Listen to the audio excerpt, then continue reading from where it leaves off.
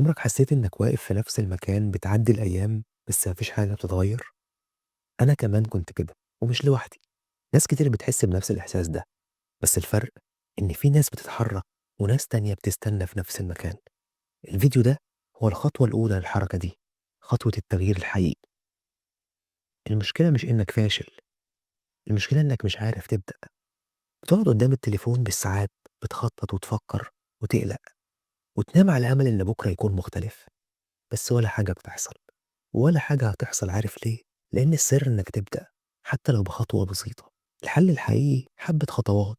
أول حاجة اسأل نفسك، أنا عايز أوصل لإيه؟ ما تقولش أنا عايز أنجح وخلاص، لأ.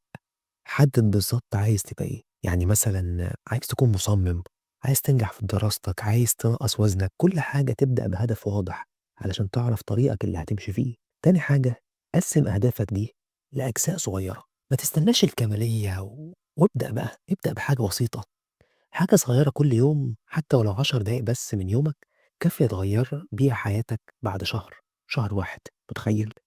تالت حاجة، نظم وقتك وابعد عن أي مشتتات. التليفون خليه أداة مش إدمان.